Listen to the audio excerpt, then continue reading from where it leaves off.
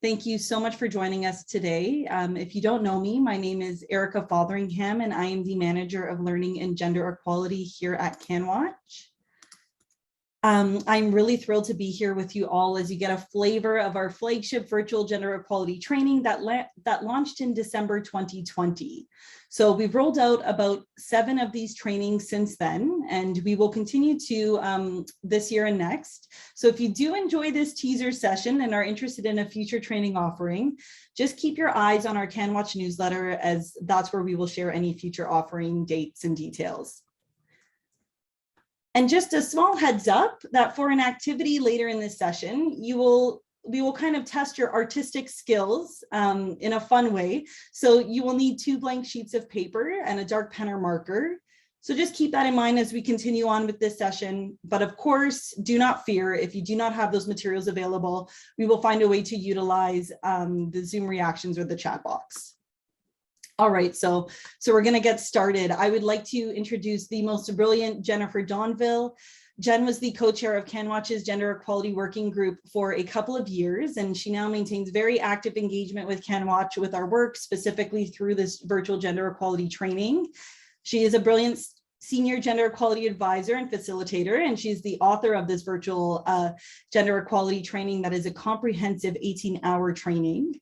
And just to know that this session that we're about to kick off is intended to give you a quick flavor and feel of the longer virtual training. So we really hope you leave this session feeling energized and ready to engage in one of our training offerings in the future. So off to you, Jen. Sure. Thanks, Erica, and welcome everybody. I hope everyone has been enjoying this week of content and engagement. And thanks so much for taking the time to join us today. As Erica had mentioned, I've been working with CanWaCH for a number of years now and had the pleasure of working with Erica specifically for even longer in our previous employment.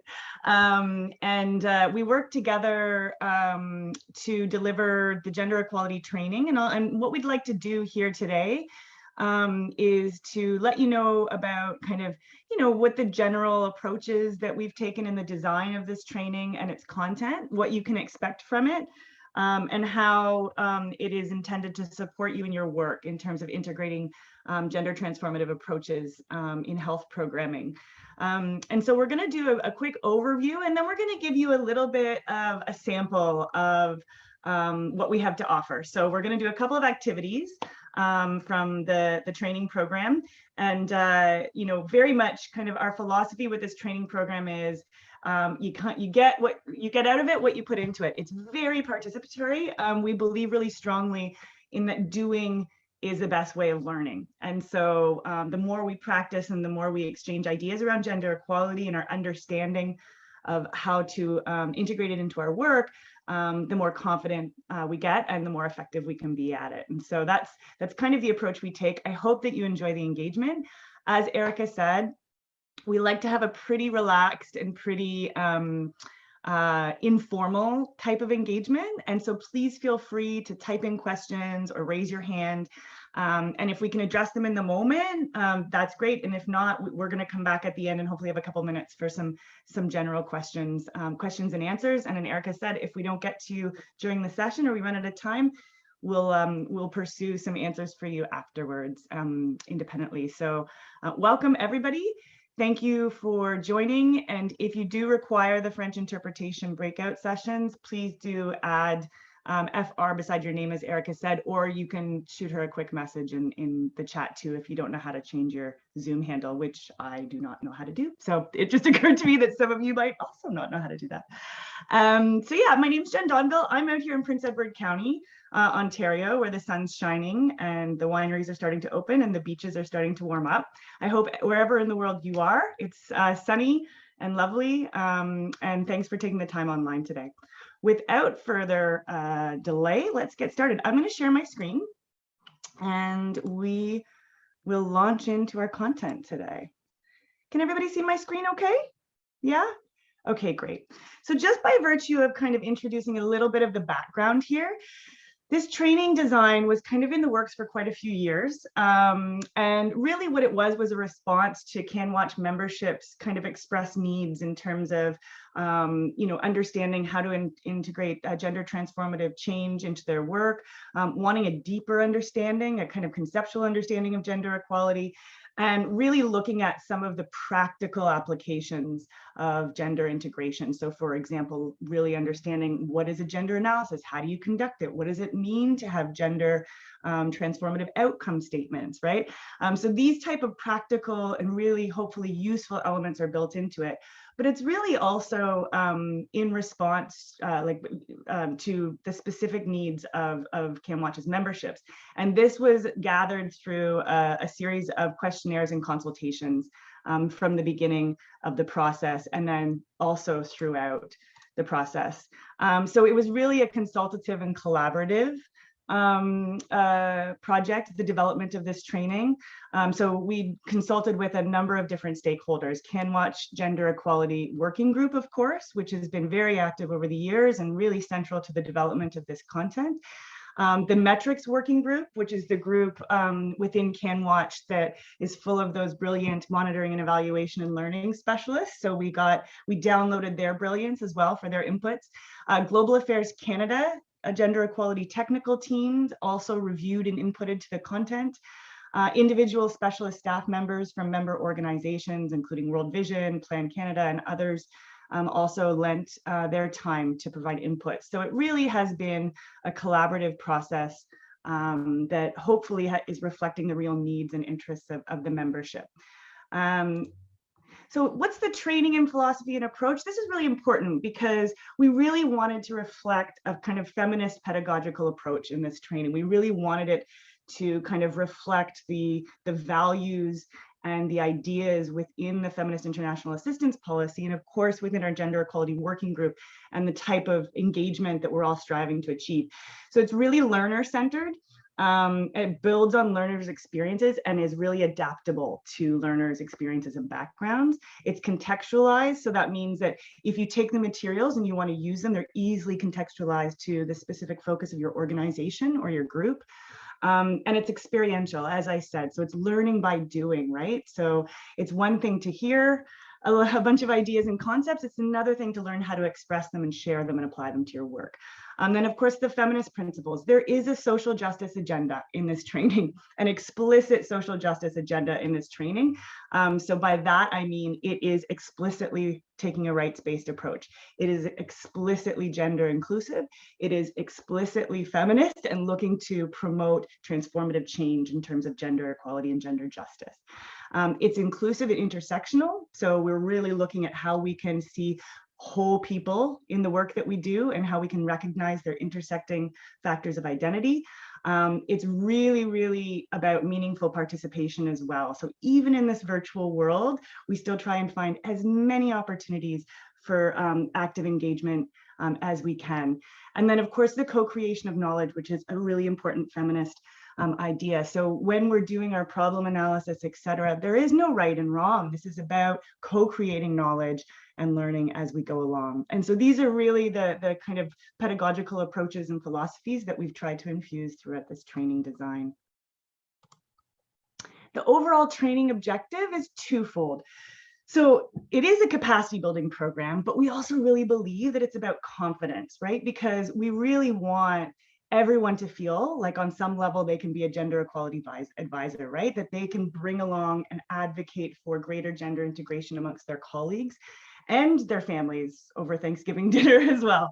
And so really kind of trying to build that confidence and saying, yes, like you don't have to be a gender equality consultant. You don't have to be an expert to take ownership of the work of gender equality and to feel confident in that way. So we're hoping that that's what folks get out of this training as well. And especially for non-experts, because it really does take a whole village of people to push forward a gender justice agenda. So how did we design it? What does it look like? Well, the training roadmap, in a nutshell, follows a simplified kind of project cycle approach. And we use this because we really felt that, regardless of whether you work in a hospital like Sick Kids, or if you work in a research institute or an NGO or whatever, project cycle approaches are generally found throughout the membership of CanWaCH in terms of the different, despite the diversity. Most institutions that are members of CanWaCH more or less are familiar with the project cycle approach. So we start off with module 1, which is a total of 5.5 hours. Really just starting off with kind of understanding terms and concepts, like building that shared understanding and vernacular around gender equality.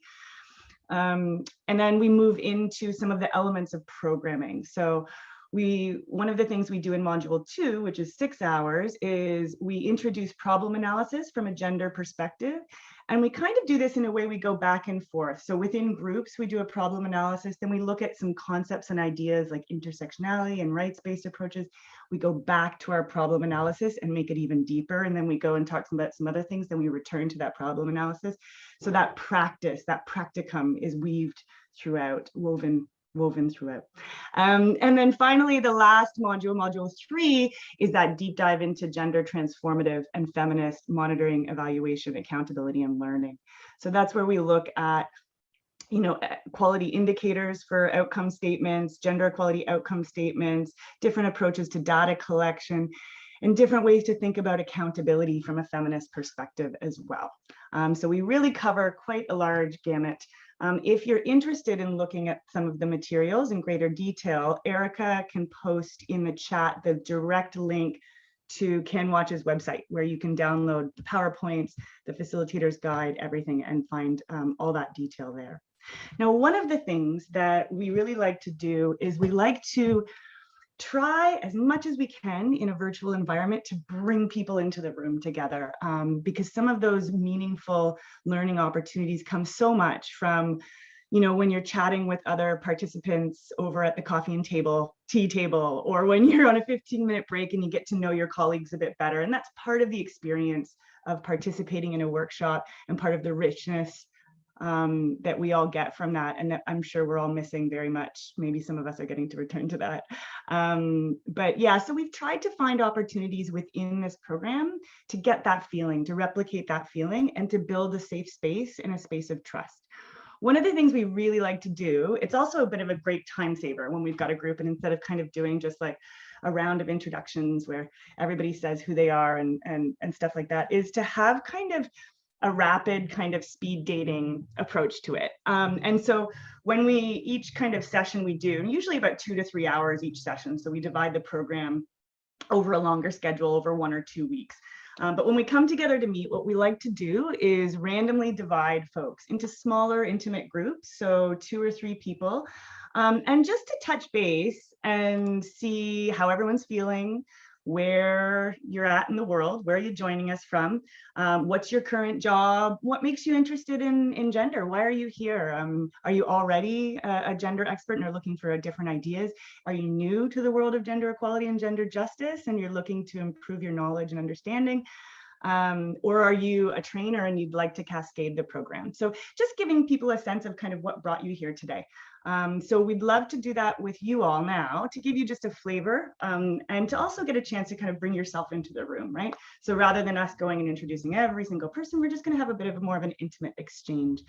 So Erica is going to divide you randomly into groups, and we're going to look at those 3 questions. So where you join us from in the world. And sometimes it's fun during COVID, it's been kind of interesting where in your home you are. We've had people who are like, I'm in my kids' room. I remember one training, there was somebody who's like, I'm in my childhood bedroom at my parents' house, and it looks exactly the same as when I was a kid. So it's kind of interesting where we're all joining from in our homes, but then also in the world. What's your current role? And then a little bit about why you came here, what you're hoping to get out of today's session. So Erica, without further ado, I'll hand it over to you. Awesome. And we'll take about 5 minutes, right? Yeah, I would say about 4 or 5 minutes, folks. So I'm sure everyone is quite familiar with breakout rooms, but if you're not at this point, what will happen is I'm just going to open all the rooms and a prompt will pop up on your screen asking you to join breakout room number 2 or 4 or 5. So just press OK and it'll transport you to a separate room with 1 or 2 other folks where you can engage in this, this discussion. And then of course, when I go to close the rooms, it will prompt with a 60-second countdown to join back into the main plenary here.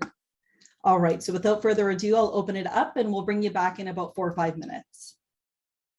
So is everyone back in now? In just about 1 second, so that everyone else should just be flooding in right now. Wonderful. Okay, great. Well, as everyone comes back together, I'm hoping that you just had a nice little chance to touch base. It's an excellent feeling to just actually be able to speak human to human, even in these workshop settings. I think it sets up a nice tone, and that gives you a bit of a flavor of the approach that we take and the kind of engagement we're hoping to get through this broader program as well. So hopefully you got a chance to meet a new colleague and some unfamiliar faces. And if you come and join our longer program, you'll get lots of opportunities to do that as well. So let's get started then. The first thing we're going to do is take you through one of our activities in one of our early sessions. So we've, Erica has put together this amazing illustrative little graphic here to help show you kind of where we're at in the program. So in this shorter session here today, we're going to take you through just a couple of activities, but hopefully we'll be able to put them in context nicely for you so you can get a good flavor of what we want to offer here. So the first one we're going to do is Module 1, Session 2. And this is really at the beginning of the very beginning of the program, and that's really these foundational sessions. So we do quite a bit of terminology and concepts and diving in, but always being really cautious to talk about what that means in a practical sense as well. So it's really important that there's a conceptual understanding, but it's most important that you know how to use that understanding, right? And so we're constantly bringing in examples and ideas about what that means for our actual work. But what we're going to start off with is that basic kind of terminology session. So this just gives you a sense of some of the things that we're working with and how we tie the terminology with the concepts for that deeper understanding and that confidence. So the first one we're going to do, as I said, is the Module 1, Session 2, Gender 101, we call it. So typically, this session would be 60 to 90 minutes. And we put 60 to 90 minutes because it really depends on the level of knowledge that's already in the group. It depends on how many questions there are and the types of conversations. We always want to put a buffer space in there so that we make sure we've got enough time to discuss any confusions and make sure everyone is super clear before we move on, because we want to make sure we're all moving on together. The learning objective here is to understand and feel that confidence using basic terminology and definitions related to gender. And this little exercise is usually done with quite a few more terms, right, than what we're doing here today. We've done kind of a shortened version. Today, we're going to do a little activity word quiz. And normally, I think we have about 12 or 13 terms. We've done 5 today for our little teaser. And I'll show you if you go into your chat, Erica's going to post for you the quiz. So you can grab it out of the chat. And what we want you to do is go through and associate a definition with a term. You've got 5 definitions and you've got 5 terms. And we'd like to just see what the kind of baseline knowledge is in the group. Now, nobody can see your answers, but I will ask you to volunteer. I will ask some volunteers to read out the definitions. And what we typically do when we're going through this with a group is we really spend time on each term and talk about what it means compared to the other terms and really dig into some of the concepts within those definitions.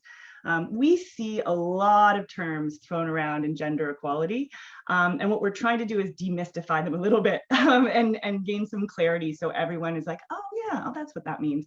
The terms that aren't here that are in the actual training or some additional ones would be gender equality versus gender equity. What's the difference there? We also have, empowerment. How can we understand empowerment, et cetera? These ones that we're going to use for today really are focused on kind of that spectrum of change that we often see used in terms of how we categorize different types of work. So what do we mean by a gender aware program? What do we mean by gender transformative? And what's the difference there, right? So I'm going to ask everybody to grab the quiz out of the chat and just take 2 minutes and see if you can kind of piece together which definitions go with which terms. And then I'm going to ask for different volunteers to read them out for us when we take it up together. So we'll give you 2 minutes, 2 quick minutes to do that. And then we'll take it up together.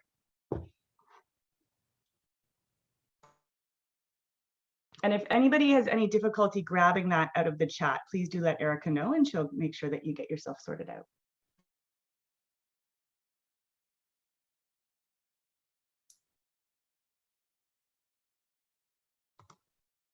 Okay, I think that should do it for these 5 terms. Let's get started. All right, so I know we've got a couple of gender equality experts on the call. I won't call you out yet, but I'm hoping that we'll get some volunteers to help us out with these definitions. So who would like to get us started? Our first one is gender unaware or blind. And I'll just put in the caveat here that we typically don't want to use gender blind anymore as a term. It's considered pejorative for people who are visually impaired, but it's in there because you will see it. And so when you do see it, it's important to understand what's meant, but we would discourage folks from using blind and to instead use gender unaware. Who would like to offer us a definition for gender unaware? You can just unmute or put your hand up.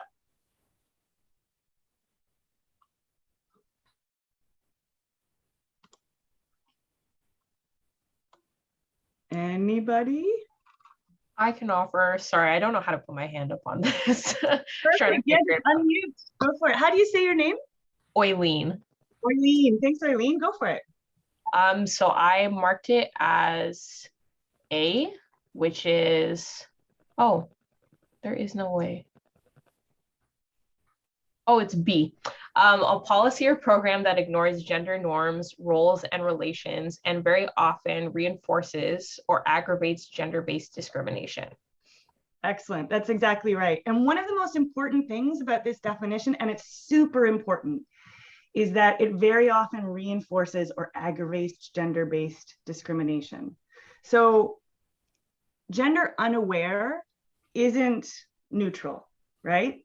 Gender unaware is not harmless, and it's not okay. It's not acceptable as far as we're concerned, right? Because when you ignore gender norms that are harmful, you're reinforcing them, right? And so it's really important that it sounds like it can be a little bit harmless, but it's not, and it's important. We have in the program, we have opportunities to discuss what that actually means. How can it be harmful, and what are some specific examples of how it can be harmful?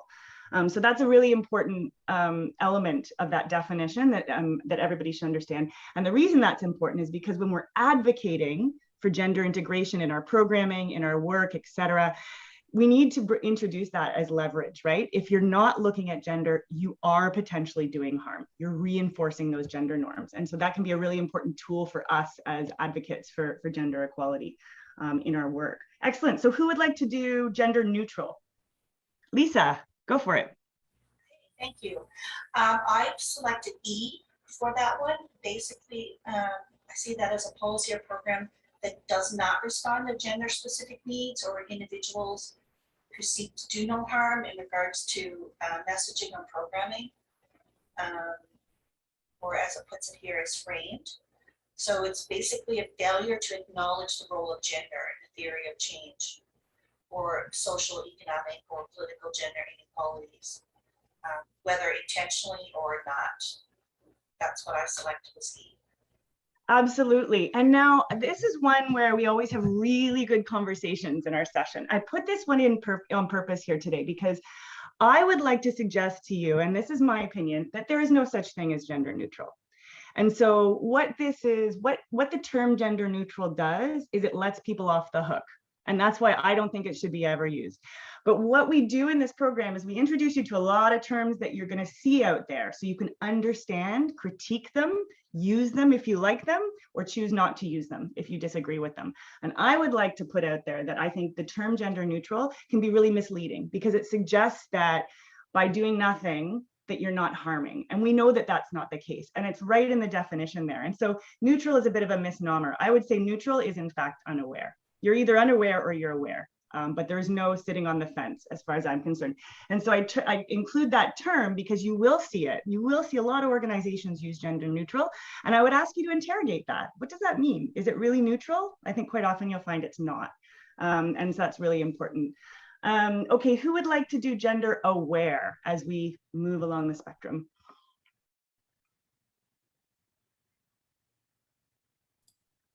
Any volunteers? Yeah. Oh, okay, So, please do tell me how to pronounce your name. it's Jifa. Jifa, beautiful, Yes. what a gorgeous name. Okay, please go ahead. My attempt is, we're at gender aware number 4. I have F as in Frank. And it is a policy or program that seeks to improve the daily conditions of women, girls, and gender diverse people by addressing practical gender issues and needs. These policies or programs don't address gender relations or improve the social position of girls, women, and gender diverse individuals. Excellent. Yeah, you're exactly right. And I love this definition. I'm going to tell you why. There's a lot in there that's really important, and we're going to talk about in a little bit as well. The reason I love this definition so much is because it includes some concepts that are so central and so helpful for understanding gender equality and different types of change, right?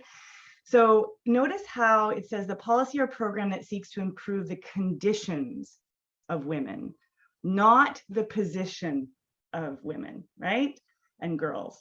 So there's a big difference between condition and position. Condition is our individual well-being, not in relationship to anyone else. So are we fed? Do we have shelter? Etc. Right? Position is how much power we have vis-a-vis the people around us. And so when we're looking at the kind of change that gender aware programs promotes, we're really looking at positive change, but it's really only addressing the condition, the daily condition and general condition of women and girls. It's not really looking at those root causes of disempowerment and how the position can change, i.e. how you are valued by the people around you, and how much power you have vis-a-vis the people around you, right? So that definition, I think, really teases out, and also by looking at practical gender issues, you'll see those terms come out too, practical versus strategic. Practical needs, again, it's those conditional needs, right? What are your practical needs? We need food, water, shelter, etc. Many of you might be familiar with Maslow's hierarchy of needs, right? But those strategic needs are really about the position you have. So do you have political representation? Are you educated? Are you able to control resources as opposed to just access them? So these are some of the conceptual ideas that we play around with in the program that really help to gain that kind of deeper understanding of gender equality and gender justice programming. Okay, gender transformative, who's gonna do our favorite, gender transformative? Well, feminism might be my favorite, but I like gender transformative too. Who would like to do that for us? Yes, hello, go for it. Oui, c'est Sherline. Bonjour, c'est Sherline Hector. Je suis en Haïti. Oui. Je vais essayer de donner un élément de réponse. Et, je pense que c'est ce transformateur qui essaie d'agir sur les masculinités, par exemple, sur les masculinités et les fémininités, voir comment tirer et comment dire, tirer quelque chose de positif, par exemple, et maintenant on parle de ma transformation des masculinités. C'est essayer de voir comment on peut transformer les normes sociales par rapport aux masculinités pour pouvoir changer, je peux dire, les questions liées.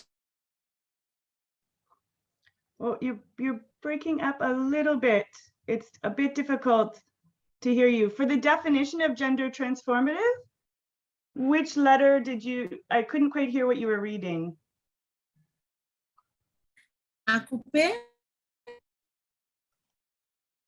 Oui, ça a coupé, Sherline.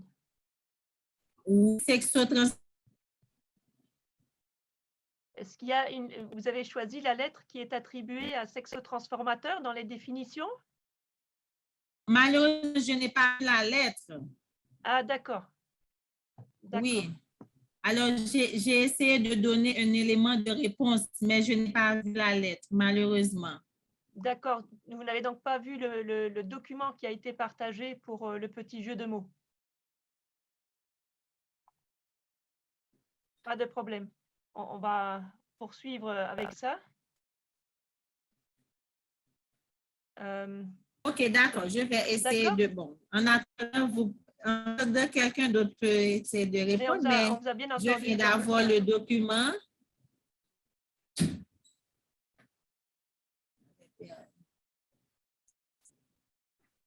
So we're looking for the definition of gender transformative. And I do believe that you were giving us a definition in your own words. And I think it was very powerful and good, but the translation didn't work for me. But the little bit of French that I know, I was picking up on things, but I would love for you to tell us which of the definitions we provided you feel fits with gender transformative. Cheryl, did you want to take a stab? I thought what I heard in the same translation reflected letter D. Yes, you're correct. And I thought that was a really excellent. Honestly, to be really honest, I kept going back and forth with feminism, but I listened carefully, and what I heard en français really seemed to be speaking to letter D in our definition there. Yeah, wonderful. It is letter D, and I think that perhaps even our colleagues' definition in French was even more comprehensive than the one we have up here, because I did hear a lot about social norms and masculinities, etc., and talking about men and boys, and including that under gender transformative, which is very important as well. So merci beaucoup, and apologies if I couldn't hear you and understand you, but it is D, a policy or program that addresses the causes of gender-based health inequities by including specific ways to shift harmful gender norms, roles, and relations, with explicit intentions to change unequal power relations. The focus goes beyond improving the condition of women, girls, and gender diverse individuals and seeks to improve their social position. And so this is decidedly different, right? This is a different kind of change. And one of the things we talk about a lot in our training program as well is not just that this is a different type of change, but it has very big implications in terms of program design, in terms of the timelines required, in terms of the resources needed, and how we measure the type of change. So when we get to the M&E section of the program, we talk a lot about, well, it's one thing to measure the condition of women and girls, right? You can measure the condition by their nutrition levels, by their health status, etc. But the position is far more complex. How do you measure how much power someone does or does not have in their community? How do you measure the nature of how people are valued by others in their community, right? And seen. So social norms are really challenging to measure. And we dive in a little bit about how we can do that. How do we do that well? And how can we understand how to include elements of measurement that really reflect that transformative change? And so finally, we have feminism, which of course is the final definition here.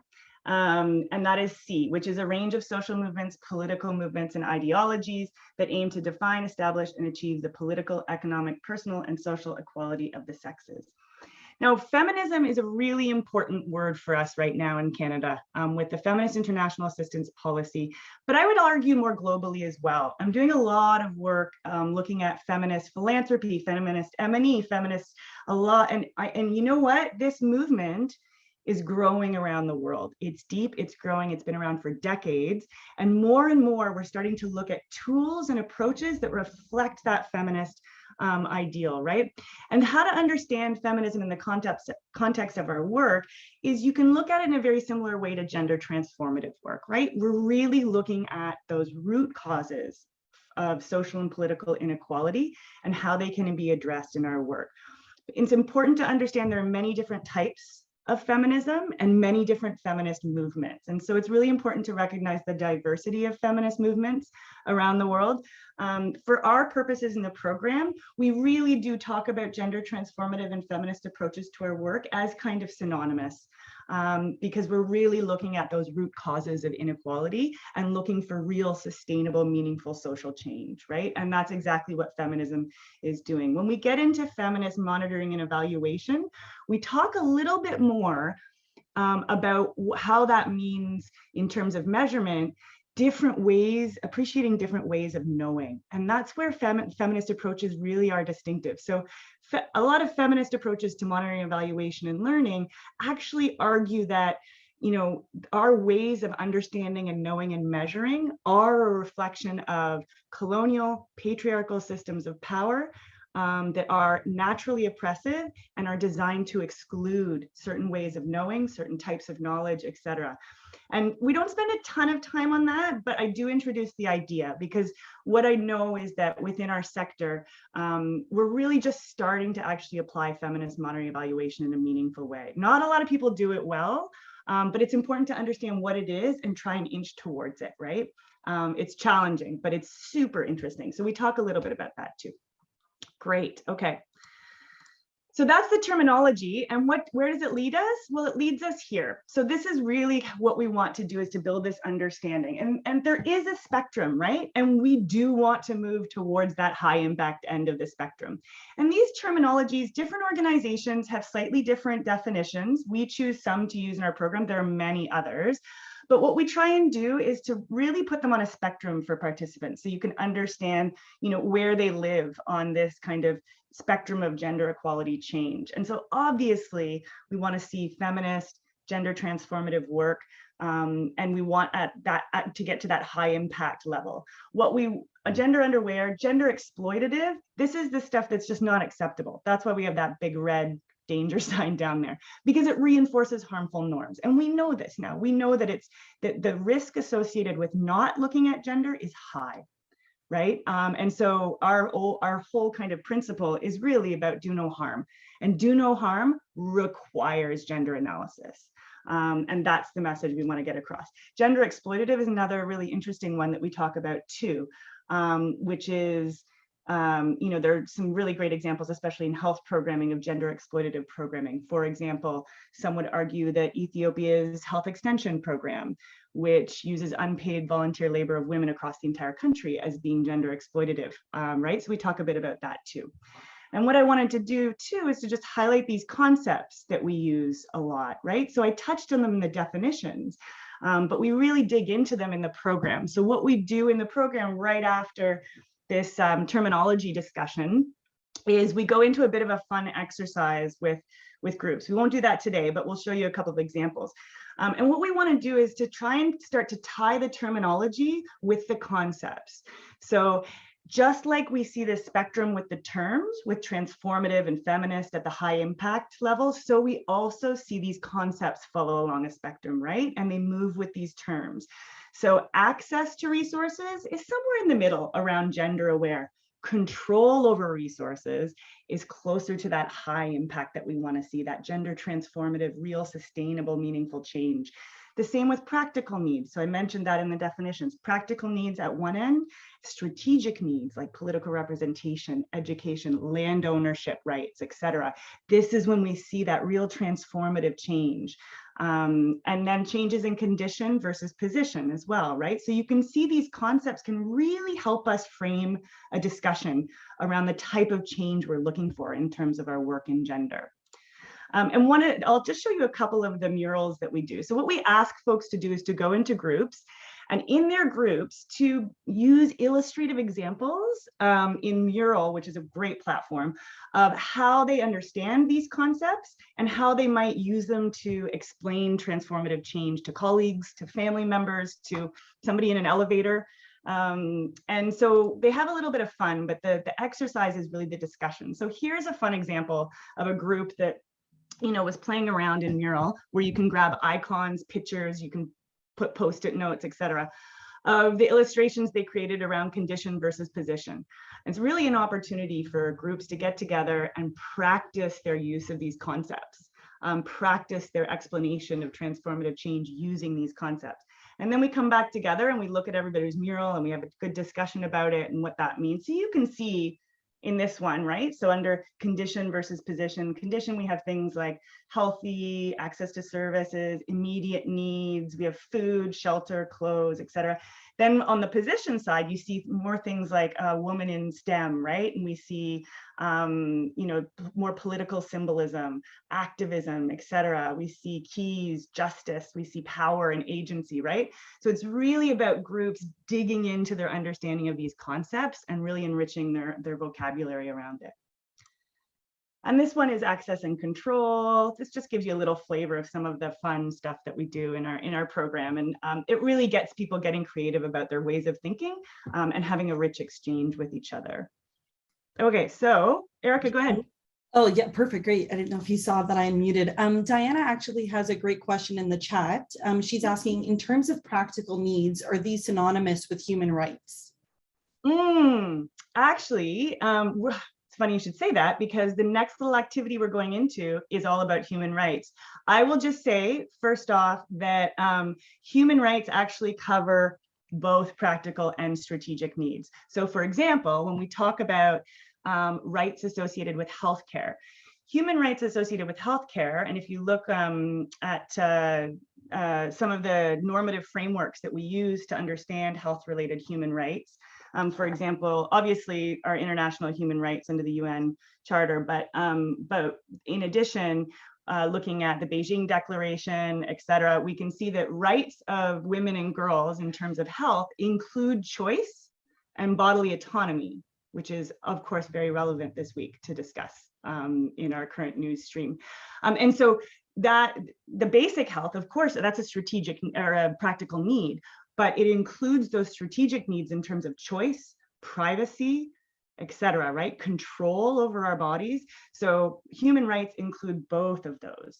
And the definition of health equity, according to the WHO, includes well-being. It's not, health equity isn't just about being free from illness and disease. It includes overall well-being, and it includes choice and agency as well. And so human rights really encompasses all of those needs, right?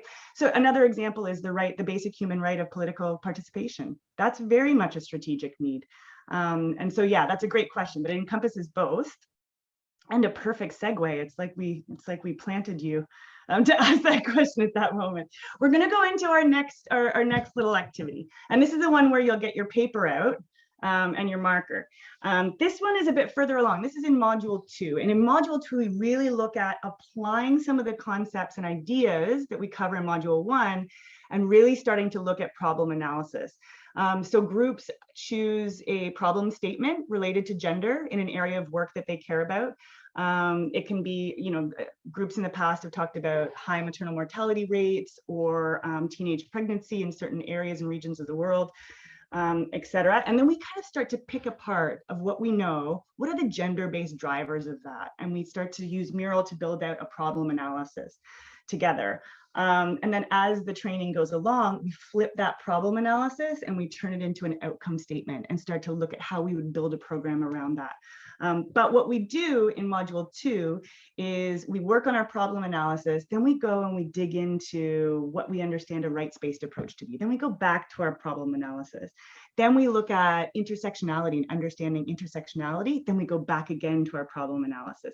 So we really we enrich our knowledge and then return to that analysis to deepen that analysis. And so hopefully it's like a really interactive experience for folks, and they can see their critical thinking and analysis skills being built over the course of the module. But this one is a fun one. We're going to look at a rights-based approach. This term rights-based approach, raise your hands if you know how to raise your hands. Raise your hands in the group if you've heard the term rights-based approaches, or you work with rights-based approaches a lot, or that terminology a lot in your work. Yeah, I see a lot of hands going up. Yeah, rights-based approaches are ubiquitous. They're everywhere across our work. They're not often well understood though. And I think it's really important, especially from a gender perspective, to understand, what do we mean by a rights-based approach? What does that mean? And so what we do in this session, it's usually about 60 minutes. It's that participants should have a strong understanding of what is meant by a rights-based approach and an instrumentalist approach. Instrumentalist approaches are often contrasted with rights-based approaches, and it's really helpful to understand and recognize both of those approaches, when to use them, and how they relate to each other. And so that's what we do. Would anyone like to read this out for me in French or in English? Can I get a volunteer for just a different voice? Anybody? Awesome. Go for it, Lisa. A human rights-based approach is a conceptual framework for the process of human development that is formatively based on international human rights standards and operationally directed by promising and protecting human rights. It seeks to analyze inequalities which lie at the heart of development problems and redress discriminatory practices. Sorry, the chat popped up. Blocked off the text there for a second. It seeks to analyze inequalities that lie at the heart of development problems and redress discriminatory practices and unjust distributions of power that impede development progress. Excellent. Thank you, Lisa. And can I just point out, even in just our short time together, can you see some of the connection here between transformative approaches and rights-based approaches? They are inseparable, right? So a rights-based approach really looks at inequalities that lie at the heart of discriminatory practices and unjust distributions of power. So this is so central to what we're talking about in gender equality. They are one and the same. What I would say is the importance of using a human rights-based approach, and what makes it kind of distinct, is that a human rights-based approach isn't just talking about what we want to achieve. It's talking about how we achieve it. Right? And so human rights-based approaches are looking at the processes we use in our work as well. Are they inclusive? Are they participatory? Are they empowering, right, of people's rights? And I think that that's a really important aspect of a human rights-based approach. Now, a human rights-based approach is often contrasted with an instrumentalist approach, and this can help us understand what we even mean by a human rights-based approach. An instrumentalist approach can be understood by, if this problem's solved, what benefits will we see from other people as well, right? So the solving of this problem becomes an instrument for greater benefits for wider people, right? We see this a lot in gender equality promotion, right? And some examples of this. So for example, we see, if girls are educated, GDP goes up by X%, right? Like that's an example of an instrumentalist statement. It's not really talking about a girl's right to education. It's talking about educating girls for the benefit of other people, the broader community, right? And that is a very stark difference. When we say every girl has an absolute undeniable right to an education, that's a rights-based statement. Right? The other statement is very instrumentalist. And that's how we can understand that difference. You'll see in a lot of the organizations we work for, they use instrumentalist statements to do fundraising, to get people involved, et cetera, right? To leverage other benefits to get people on board. But it's really important in our work that we start with a rights-based approach. And I would argue, and I do in this program, that an instrumentalist approach should not be thrown out. Don't throw the baby out with the bathwater. There are times in the world where you meet resistance, whether it's at Thanksgiving dinner table or whether it's at a training somewhere in the world, wherever it is.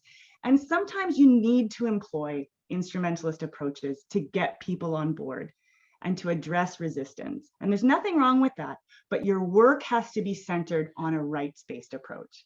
You can use instrumentalist arguments to gain support and to get people on board. But at its heart, we really want to be centering the rights of people in our motivations and in our work, right? So let me give you a couple of examples of statements.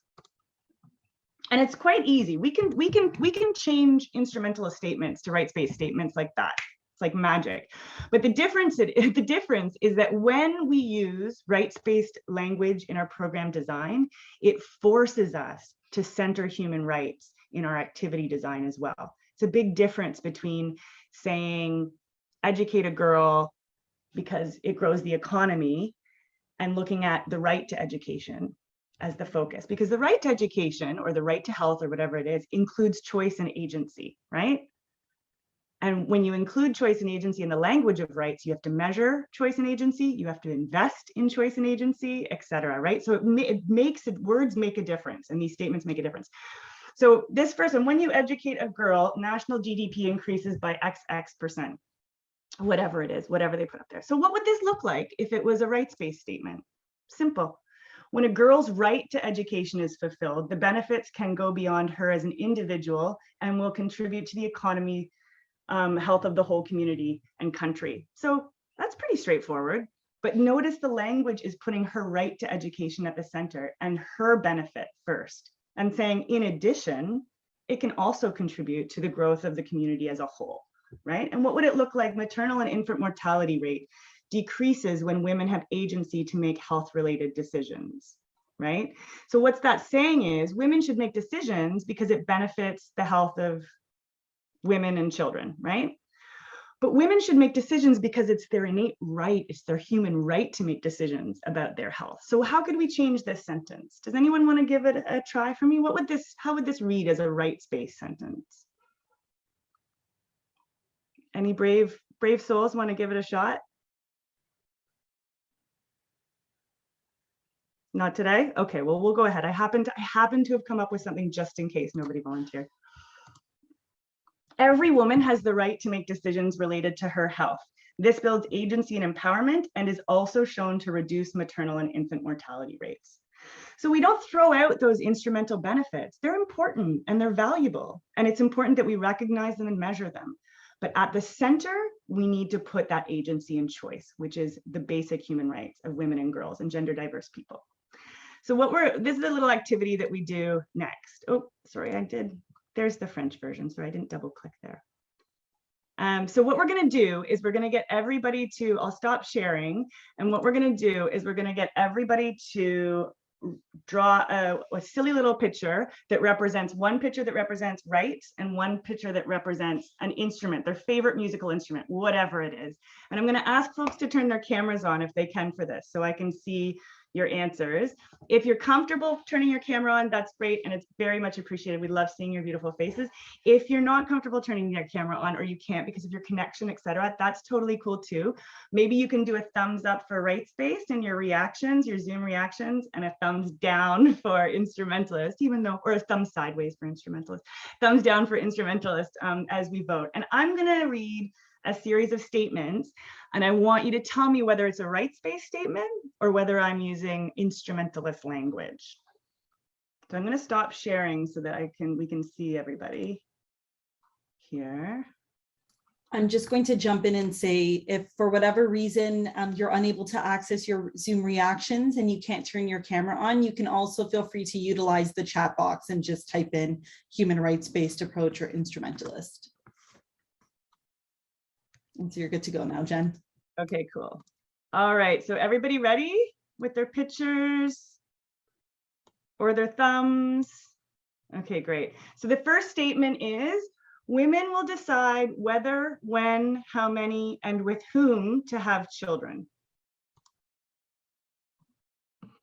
Erica, can we take you off the spotlight so I can see everybody? I didn't realize I was on the spotlight. Let me see if we can take me off. If you actually go to at the top, your top corner view and hit gallery, you should be able to see everybody. Oh, is that me? There we go. Technology. Okay, so women will decide whether, how many, with who to have children. It's a very topical statement. It was already there. I didn't just write it this week because of everything going on. So what have we got? Is that rights-based? Yeah. Well, yes. Is that your rights-based symbol? Yes, the happy face. What else? We have thumbs up, or we have thumbs down, or pictures. Thumbs up, rights-based.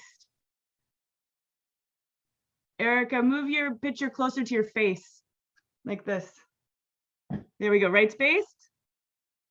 Awesome, yeah, you're right. Yeah, it's rights-based. Women will decide.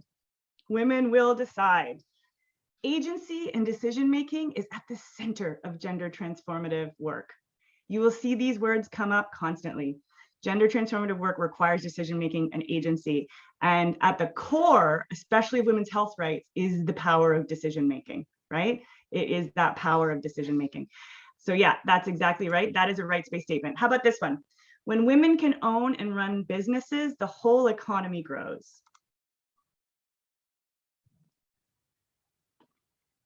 Exactly, instrumental. Oh, I like your saxophone. Oh yeah, that's awesome. And you know what? There's nothing wrong with the economy growing. I'm all, well, I'd like it to be more sustainable and less growth. But anyways, that's another conversation. But yeah, so that statement very much puts women's economic participation within the context of the broader economic growth. And what we want is we want women's economic participation to be discussed as a basic right. And then also it benefits everybody, right? So both are important, but the rights is got to be the center. So that's exactly right. And then women are entitled to have their unpaid labor recognized in economic analysis and planning. Women are entitled to have their unpaid labor recognized. Absolutely. Yep, exactly. They're entitled. And you can usually use, like, whenever you see words like entitled, you think, rights are an entitlement. Those words are often used really closely together. Okay, last one. This is one of my favorites too. This one's interesting. Sustainable peace is more achievable when women are active participants in peacemaking negotiations. Yes, Lisa, instrumental. And you know what? It's true. Peace is way more sustainable. The research is there. We understand it, but that's not why they should be at the table. It is their right to be in that room. It is their right to have power in that room and in those negotiations, right? So yeah, we want that benefit. We want sustainable peace, but first it's rights. First it's rights. And there's also lots of benefits that go along with it. So excellent. Well done. Well done, everybody. So we do in the training, we do a couple more and we really dig in to this idea of recognizing that kind of language. And once you start recognizing it, you will see it everywhere. You'll see it on news headlines. You'll see it on fundraising ads. You'll see it everywhere. And it'll make you think twice, like really what's at the heart of this? And is this language really about women and girls and gender diverse people, or is this about everyone else benefiting, right? And the reason it matters so much, as I said, is that the way we phrase our goals informs how we seek to achieve those goals, right? So if we phrase goals around rights-based approaches, then choice and agency have to be in our plan. They have to be embedded in our program design. And that's why it's so important. Because when we're measuring rights, the fulfillment of rights and the realization of rights, it's different than when we're just measuring, health outcomes like maternal mortality rates. We want to see those go down. We want to see maternal mortality rates go down, but we want to see them go down in a specific way through the empowerment of women and their ability to make health-related and reproductive choices, right? There is a way we want to see that, a better way we want to see that, right? So we want to see both of those things, but the how is really important. So yeah, great work. And then I'm going to just share my screen one more time with you as we wrap up our, can you see my screen again? Okay, good. I'm forever making sure that I'm, okay, so yeah, so that brings us into module 3. And module 3 would be that one we go into where we start to talk about how do we measure this in a practical sense. So at this point in the program, we've looked at what does this look like in terms of our outcome statements? How do we understand critical thinking and problem analysis through this lens? And how do we build out activities? And then importantly, what does that mean in terms of implementation? So what kind of financial resources, human resources, and timeline implications are included in transformative programming? And that's really important too. And it's important because what we don't want to do is make commitments that we can't follow through on, because then we see gender as window dressing. And we've had too many years of that. We don't want that anymore. We want the real McCoy, right? And so it's really important that these initiatives, when we take a rights-based approach, that they're funded adequately, that the expertise is there, and that we've got enough time to really follow through on those commitments. And so we talk a lot about that as well. And that is it for us. This is one of the problem, I thought I'd show you one of the problem analysis pages, right? This is kind of one of the things that we work on. And as I was saying, we kind of go back and forth. And so we have a lot of fun working with the groups and building out these problem analysis and then converting them, as I said, to transformative programs. Excellent. Questions? I'll stop sharing.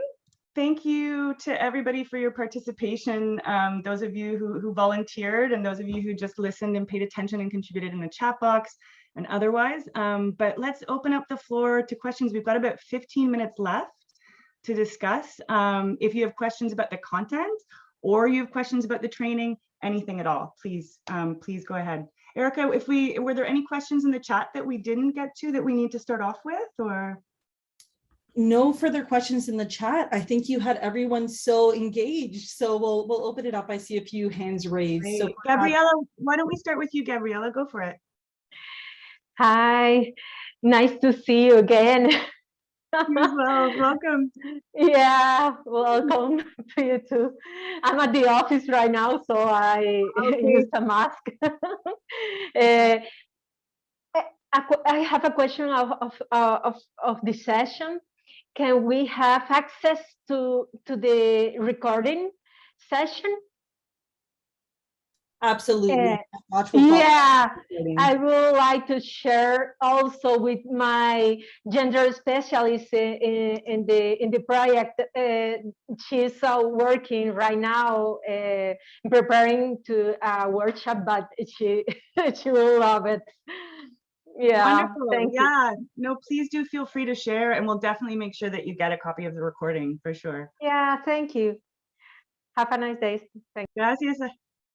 Cheryl? Hi, I'll lower that hand. I'm trying to create modules for my students. So I teach women's health at McGill University, and we're moving to all online. So this is wonderful. That's why I'm here today. And I'm trying to put together online modules. It'll be remote and online. So there will be some interactive components. And what I do, the major assignment is I take my students through an issue analysis where they actually end up writing an op-ed. So it's a 3-stage, what, so what, and what if. So what is the issue? And they have to analyze it. So what does it matter? What if, how do we change it? What I find what's missing for me in all of this is, I talk about power, but I don't know how to teach students, how can they analyze power within that issue analysis, because they're complete novices to this approach. So I'm wondering if in your modules anywhere, when you're talking about the problem analysis and problem statement, like how do we help lead people who are less familiar with the notion of power, like who has the power? Like, obviously I'm trying to, it's almost like pulling teeth to get the word patriarchy out of there. But then, if we're talking about sex ed in school, for example, well, who's the provincial premier? Like, what's the ideology of the power that's currently in control? So those are the pieces that I don't know how to. Cheryl, I'm going to share with you, I'm going to share with you a link in the chat.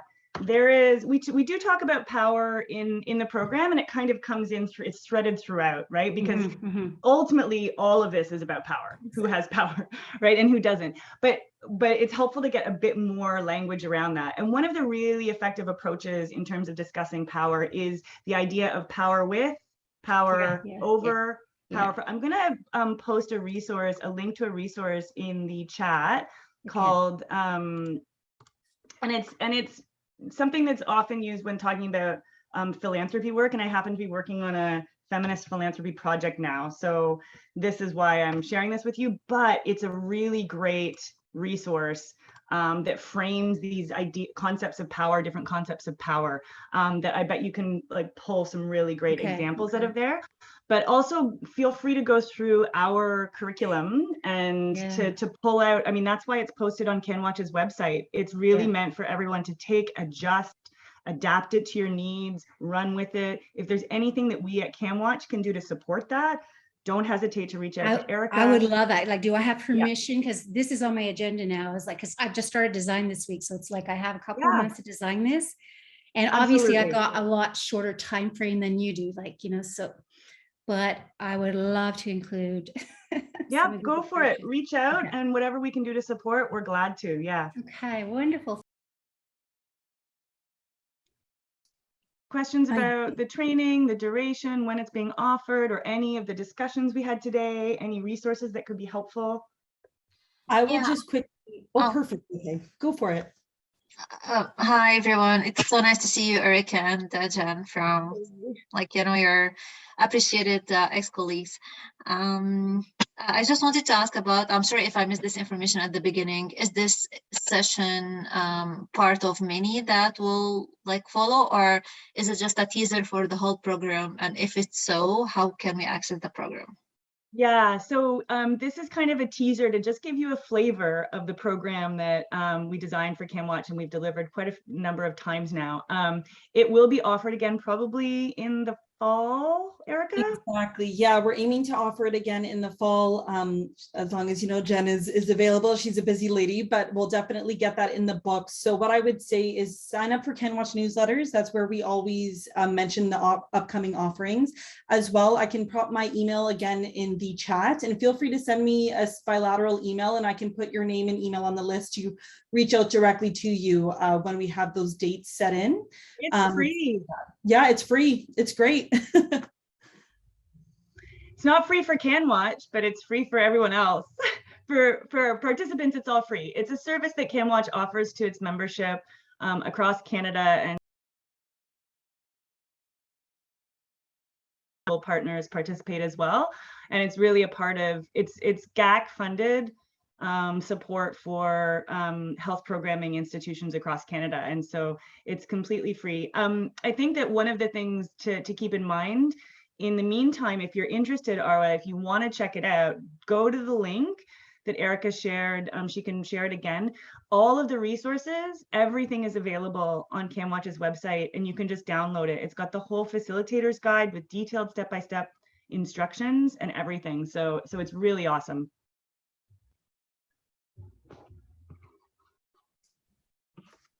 That's great. Thank you so much. And were there any other questions while we're on the line here?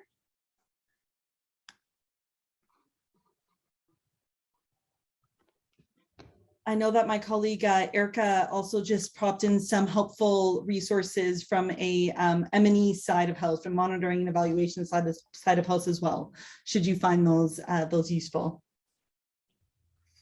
There's also, as well, just to say that there's also a lot of resources that have been shared as well, and resource materials for the training on CanWaCH's website. You'll also see all the resources that we use and reference, which is really helpful too. If you know, if you'd like some immediate support until the training's being offered in the fall, you can really dig around there and find a lot of valuable resources too.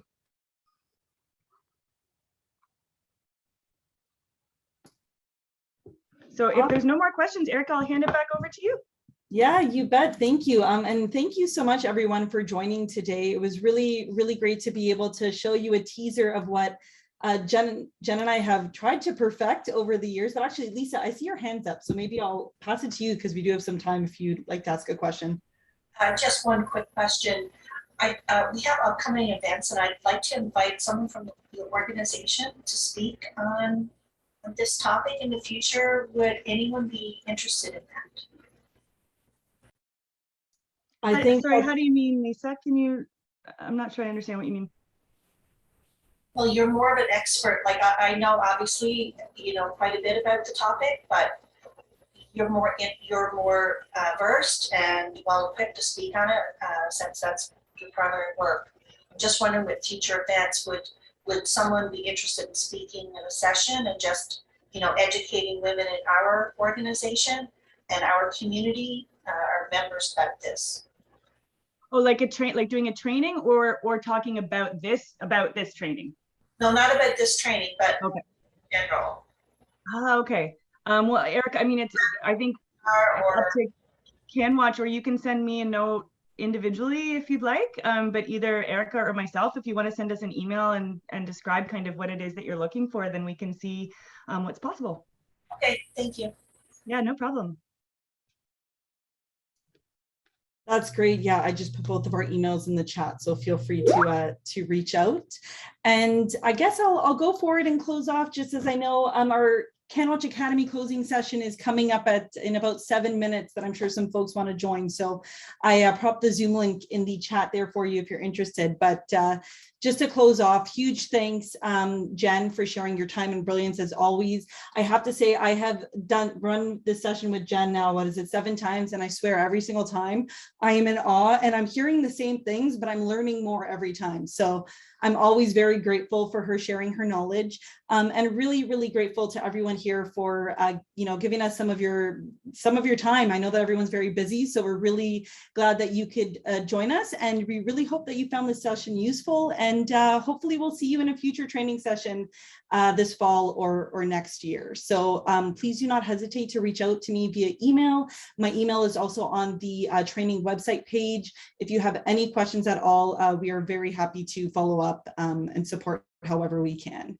So yeah, with that, wishing you a wonderful rest of your day, and we hope to see you in the closing ceremony.